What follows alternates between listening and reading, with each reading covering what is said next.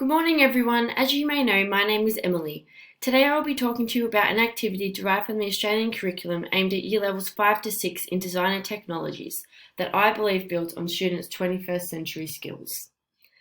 Keen 2012 outlines that 21st century skills are essential in today's workforce readiness. These skills include the ability to critically think, problem solve, effectively communicate, be creative and innovative in collaborative and team building environments.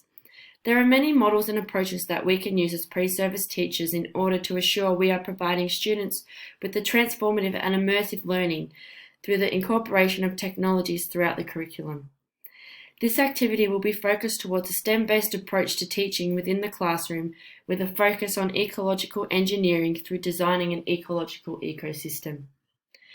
This activity is called Airbnb and involves observing bees around the school grounds, critiquing their needs in order to select appropriate materials, tools and components to develop, communicate and work towards producing a bee hotel based on a design brief created by the students in a project-based learning environment. This activity has been chosen as a means on focusing, integrating engineering skills with literacy and numerical abilities.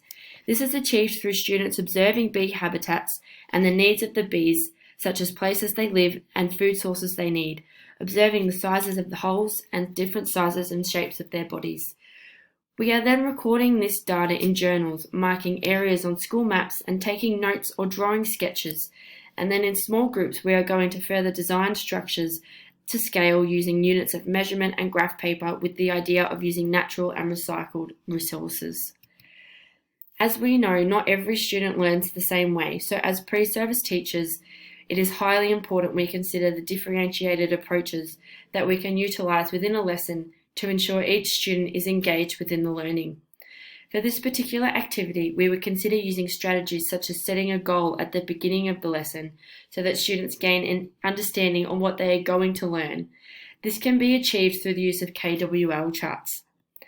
The Department of Education outlines that using questioning such as divergent, factual and effective questioning techniques throughout the duration of a lesson will allow for an immediate source of feedback for the students and can pose as a way of scaffolding the questions to each student's level of current knowledge.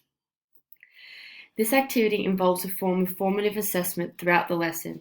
This includes the KWL chart as the students are filling out at the beginning of the lesson on what they know and what they want to know.